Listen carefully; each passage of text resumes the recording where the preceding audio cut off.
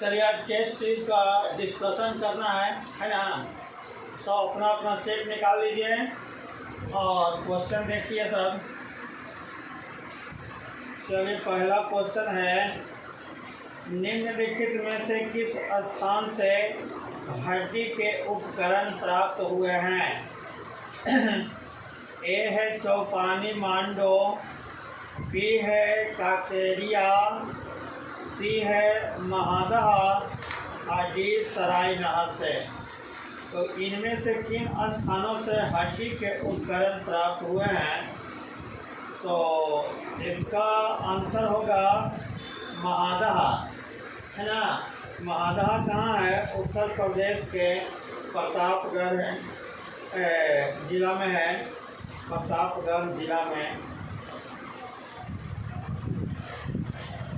तो और ऐसे तो हम लोग चिराग के बारे में ज़्यादा फेमस है कि बिहार के चिराग से भी हड्डी के उपकरण प्राप्त हुए हैं, है ना।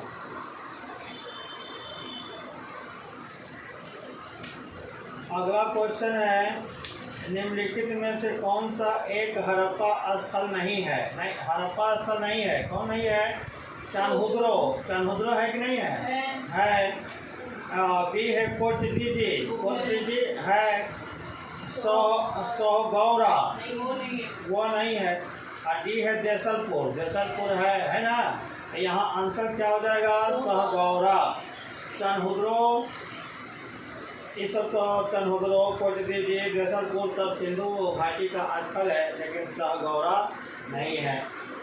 तीसरा है, वैदिक देवमंडल में निम्न में से कौन देवता युद्ध के देवता माने जाते हैं?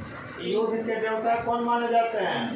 इंद्र भगवान, है ना। ऋग वैदिक काल में इंद्र भगवान को वर्षा का देवता या युद्ध का देवता कहा जाता है ना। इंद्र भगवान का दूसरा नाम क्या था? पुरंदर। पुरंदर का अर्थ क्या होता है? किले को तोड़ने वाला। तो इनको युद्ध का देवता भी कहा जाता है। वरुण कौन देवता थे? वरुण कौन देवता थे? जल का देवता, है ना, जल का देवता। अग्नि देवता मध्यस्थ की भूमिका निभाते थे। भगवान और आदमी के, मनुष्य के बीच मध्यस्थ की भूमिका कौन निभाते हैं? अग्नि देवता। चलिए चौथा नंबर है, निम्नलिखित में से किस राजवंश के अभिलेख से इस परंपरा का समर्थन होता है कि लुम्बिनी शाक्य मुनि बुद्ध का जन्म स्थान था? मैंने किस अभिलेख में ऐसा उल्लेख है कि बुद्ध भगवान का जन्म लुम्बिनी में हुआ था? तो ए है मौर्य वंश के अभिलेख में, बी शुंग वंश के अभिलेख में, और सी सातवाहन वंश के, और डी कुषाण वंश। तो किस वंश के अभिलेख में उल्लेख है कि बुद्ध भगवान का जन्म लुम्बिनी में हुआ है? तो ये मौर्य वंश के अभिलेख में मिलता है। और ये अशोक द्वारा लिखवाया गया अभिलेख रूमिनदेई अभिलेख में, जो नेपाल की तराई में है। ये अभिलेख कहाँ है? नेपाल के तराई में। उसी में वर्णन है कि लुम्बिनी में भगवान बुद्ध का जन्म हुआ था, है ना। चलिए तो यहाँ रूमिनदेई अभिलेख में। चलिए पांचवा है, राम गोविंद के रचनाकार कौन है? मीराबाई, नरहरि, सूरदास या रसखान? तो राम गोविंद के रचनाकार मीराबाई, है ना। मीराबाई कृष्ण भगवान के भक्त हैं और राम गोविंद की रचना उन्हीं के द्वारा की गई है। 6 है, मिलाने वाला है। एक तरफ युद्ध का नाम दिया हुआ है और दूसरी तरफ वर्ष दिया हुआ है कि किस वर्ष ये युद्ध हुआ है। तो ए में है चंदावर का युद्ध। चंदावर का युद्ध कब हुआ था? 1194 ईस्वी में। किसके बीच में हुआ था? मोहम्मद गौरी और जयचंद के बीच में, है ना। चंदावर का युद्ध, जिसमेम जयचंद मारा जाता है। दूसरा है तैमूर का आक्रमण। तैमूर का आक्रमण भारत में कब होता है? 1398 ईस्वी में, 1398 ईस्वी में। और उस समय किस वंश का शासन रहता है? दिल्ली सल्तनत का शासक कौन रहता है? तो तुगलक वंश का शासन रहता है ना। तुगलक वंश का महमूद शाह। तीसरा है तालीकोटा का युद्ध। तालीकोटा का युद्ध कब हुआ था? 1565 ईस्वी में। और ये किसके बीच में हुआ था? तो ये विजयनगर जो था ना, विजयनगर और बहमनी, तो ये विजयनगर में के राजा उस समय राम राय था, और एक तरफ सदाशिव था, तिरुमल है ना, सदाशिव। तो इन्हीं दोनों के बीच में 1565 का तालीकोटा का युद्ध होता है। तो ये मिला लीजिएगा, है ना। चलिए 7वां में है कुछ प्राचीन एवं मध्य युग के राजाओं के नाम, और दूसरी ओर उनके विरचित ग्रंथ हैं। इनमें से कौन सा युग में सही सुमेलित है? सही सुमेलित है कौन? तो कृष्णदेव राय सम्रांगन सूत्रधार किताब लिखत हैं? नहीं लिखत हैं। महेंद्र वर्मन मत विलास प्रहसन लिखा था कि नहीं लिखा था? लिखा था, तो ये सही है। भोजदेव मनसोल्लास लिखा था? नहीं लिखा था। और सोमेश्वर अमुक्त माल्यपात नहीं लिखा था। अमुक्त माल्यपात किसके द्वारा लिखा गया था? कृष्णदेव राय के द्वारा। किस भाषा में? तेलुगु भाषा में लिखा गया था, है ना। चलिए, ये सब विजयनगर से संबंधित हैं। दोनों क्वेश्चन जो है, ये क्वेश्चन किससे संबंधित है? विजयनगर के साम्राज्य से संबंधित है। और 8वां क्वेश्चन है, दिल्ली में कौन सा ऐतिहासिक स्मारक भारतीय तथा फारसी वास्तुकला शैली का उदाहरण है? कौन है दिल्ली का ऐसा स्मारक जो फारसी और भारतीय वास्तुकला दोनों का सम्मिश्रण है? तो ए है कुतुब मीनार, बी है लोधी का मकबरा, सी है हुमायूं का मकबरा, और डी है लाल किला। तो इसमें किसका मकबरा है जो दोनों का सम्मिश्रण है? तो हुमायूं का मकबरा। कहाँ पर है हुमायूं का मकबरा? दिल्ली में, है ना। हुमायूं का मकबरा दिल्ली में है। हुमायूं कब मरा था?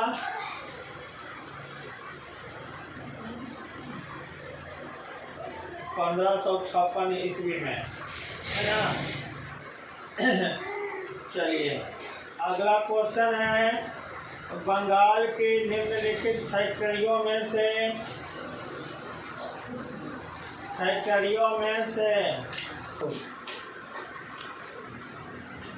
चलिए, लॉर्ड कॉर्नवालिस की कब्र कहाँ स्थित है?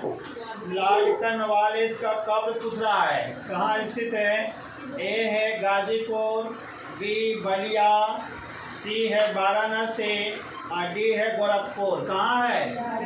गाजीपुर में, है ना। यहीं पर मर गया था कॉर्नवालिस जो है। यहीं गवर्नर जनरल बना था, है ना। और 1805 ईस्वी में इसका यहीं मृत्यु हो गया था, है ना। यहीं पर मृत्यु हो गया था, यही गाजीपुर में। तो गाजीपुर में इसको दफना दिया गया था 1805।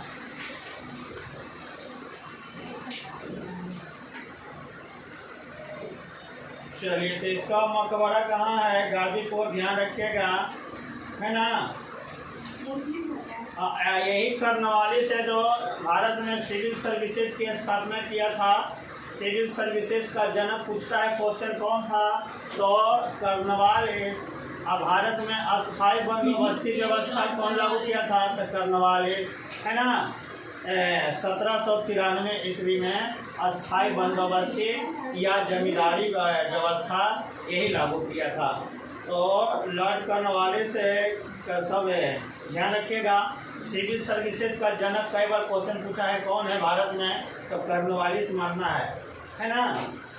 चलिए, अगला, निम्नलिखित में से कौन सही सुमेलित नहीं है, ये सही सुमेलित नहीं है वो है। तो ए में है लॉर्ड कर्नवालिस अस्थायी बंदोबस्ती, सही है कि गलत है? सही है। और बी है लॉर्ड वेलेस्ली सहायक संधि प्रणाली, सही है कि गलत है? सही है। सहायक संधि प्रणाली वेलेस्ली लागू किया था, है ना?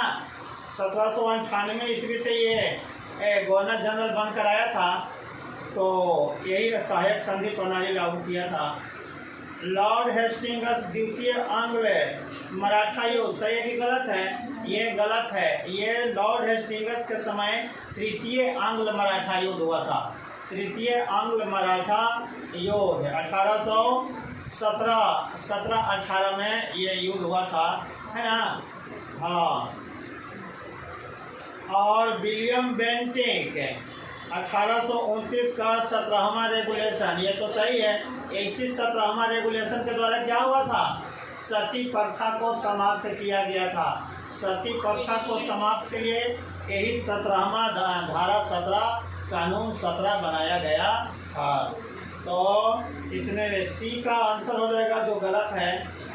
चलिए आगे 12 है, निम्न में से कौन चतुराई पूर्ण निष्क्रियता के नीति के साथ जुड़ा हुआ था? चतुराई पूर्ण निष्क्रियता के नीति से कौन जुड़ा हुआ था? William Bentinck, Lord Canning, Lord Mayo या जॉन लॉरेंस? कौन था? जॉन लॉरेंस जो है निष्क्रियता की नीति से संबंधित था, है ना? John Lawrence. विलियम बेंटिक के समय बहुत सा सुधार हुआ था। सती प्रथा का अंत, शिशु हत्या पर रोक लगाया गया, है ना? लॉर्ड कैनिंग के समय विधवा पुनर्विवाह कानून बनाया गया था 1856 ईस्वी में, है ना? ये सब ध्यान रखना है। और लॉर्ड मेयो के समय 1872 ईस्वी में आंशिक जनगणना किए गए थे। आंशिक जनगणना पहली बार कब हुआ था? 1872 में। और पूर्ण जनगणना पहली बार कब हुआ था? 1881 ईस्वी में। 1881 ईस्वी में। और इस समय भारत का गवर्नर जनरल कौन था? तो लॉर्ड रिपन था। 80 से 84 तक लॉर्ड रिपन रहता है ना? और रिपन भारत के लिए, भारत के हित में बहुत सा काम किया था। रिपन बहुत अच्छा, यही एक दो गवर्नर जनरल है जो भारत के हित के लिए काम किया था, बाकी सब ब्रिटेन के हित के लिए काम किया था, है ना? आंशिक जनगणना 1872। चलिए अगला क्वेश्चन कह रहा है, नाना साहेब का कमांडर इन चीफ कौन था? है ना? नाना साहेब का कमांडर इन चीफ 1857 का जो विद्रोह हुआ था, तो 1857 के विद्रोह में नाना साहेब जो है कानपुर से, है ना? कहाँ से विद्रोह में शामिल हुए थे? कानपुर से विद्रोह में शामिल हुए थे। तो नाना साहेब का साथ दे रहा था तात्या टोपे। तात्या टोपे, तो इनका कमांडर इन चीफ कौन हो जाएगा? तात्या टोपे। ये आंसर डी में दिया हुआ है, ऑप्शन डी में दिया हुआ है ना? और अजीमुल्ला खां जो थे इनका सलाहकार थे। अजीमुल्ला खां ये नाना साहब का सलाहकार थे। तो इसको ध्यान रखिएगा। तो इनका कमांडर इन चीफ क्या हो जाएगा? तात्या टोपे।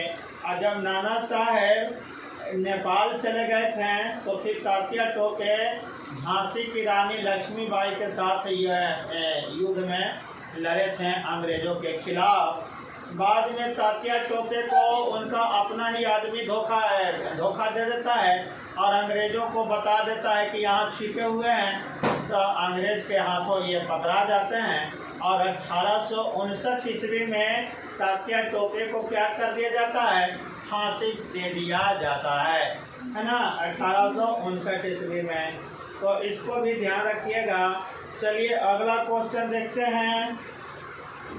निम्नलिखित में से किस कारण से भारत में 20वीं शताब्दी के आरंभ में नील की खेती का ह्रास हुआ? नील की खेती का ह्रास 20वीं शताब्दी में होने का मुख्य कारण क्या है? मुख्य कारण बताना है। ऐसे तो अनेक कारण हैं, लेकिन मेन कारण क्या है? है ना। तो ऑप्शन देखिए, ए में है नील के उत्पादकों के अत्याचारी आचरण के प्रति काश्तकारों का विरोध। बी है नई खोजों के कारण विश्व बाजार में इसका अलाभकार होना, माने लाभदायक नहीं होना। सी है नील की खेती का राष्ट्रीय नेताओं द्वारा विरोध किया जाना। और डी है उत्पादकों के ऊपर सरकार का नियंत्रण। इसमें सही आंसर क्या हो जाएगा? तो इसका सही आंसर नई खोजों के कारण विश्व बाजार में नील का खेती का जो होता था, इसका डिमांड कम गया था, क्योंकि आर्टिफिशियल नील बनने लगा था। आर्टिफिशियल माने कृत्रिम रूप से अब नील बनने लगा था, इसलिए कृत्रिम रूप से नील बन जाने के कारण ये नील जो प्राकृतिक रूप से बनता था, इसका डिमांड घट गया था, है ना। ये लाभदायक बिजनेस नहीं रहा था। और दूसरा के विरोध भी, इस समय विरोध भी काफ़ी हो रहा था, लेकिन मेन कारण है वही कि सिंथेटिक रंग का आविष्कार हो गया था। चलिए 15वां क्वेश्चन है, वेलाथम्पी ने अंग्रेजों के विरुद्ध आंदोलन का नेतृत्व कहाँ किया था? तो वेलाथम्पी कहाँ किया था? केरल, महाराष्ट्र, मैसूर, तेलंगाना। कहाँ किया था? केरल में किया था। देखिए क्या हुआ था, वेलाथम्पी के बारे में थोड़ा सा जान जाइए कि त्रावणकोर के राजा था। त्रावणकोर के राजा केरल का जो राज्य था ना, कई भागों में बटा हुआ था, लगभग 4 भागों में बटा था, और चारों का राजा अलग अलग था। तो उसी में एक त्रावणकोर का राजा था। तो त्रावणकोर को अंग्रेज सब सहायक संधि करने के लिए दबाव डाल रहा था। ये त्रावणकोर का राजा सहायक संधि नहीं करना चाहते थे और जबरदस्ती कर रहा था। इसी कारण वेलाथम्पी, इसका सेनापति था राजा का, ये विद्रोह कर देता है ना, विद्रोह कर देता है। तो वेलाथम्पी कहाँ का हो जाएगा? केरल का हो जाएगा। हाँ, केरल। अगला क्वेश्चन है, निम्नलिखित में से किसने बड़ी बुद्धिमानी के साथ अलीपुर षड्यंत्र मामले में अरविंद घोष का बचाव किया था?